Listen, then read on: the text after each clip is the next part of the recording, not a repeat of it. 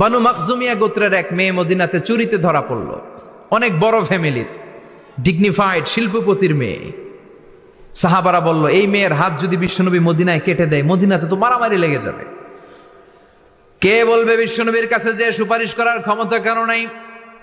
বিশ্বনবীর পালক পুত্র ওসামা বিন যায়েদ, যায়েদ ইবনে হারেসা, তার ছেলে ওসামা পালক পুত্রের ছেলে, তাকে বিশ্বনবী বড্ড ভালোবাসতো। তার উপাধি হলো হুব্বু রাসূলিল্লাহ, বিশ্বনবীর ভালোবাসা। সবাই বলল, ওসামা, আমরা যে বলতে পারবো না, তুই যে নবীরে সুপারিশ কর। ও নবী, যদিও চুরি করেছে মেয়েটা, সাব্যস্ত হয়েছে, কিন্তু আপনি মাফ করে দেন, হাত কেটে দিয়েন না। ওসামা যে বলে, নবী হাত কেটে দিয়েন না। বিশ্বনবীর চেহারাটা আগুনের গোলার মতো লাল হয়ে গেল। বিশ্বনবী বললেন, ওসামা, এটা আল্লাহর আইন, সুপারিশ করার সাহস তোর বুকের ভিতরে দিল কে? কে দিয়েছে স্পর্ধা? লাউ আন্না ফাতিমা বিনতে মুহাম্মদ সারাকাত লাকাতা মুহাম্মদ, আমার মেয়ে ফাতেমাও যদি চুরিতে ধরা পড়ে, আমি তলোয়ারটা বের করে ফাতেমার হাত কেটে দিতে এক সেকেন্ডও দেরি করব না। কারণ আইনটা কার? চিল্লায় বলেন, কার?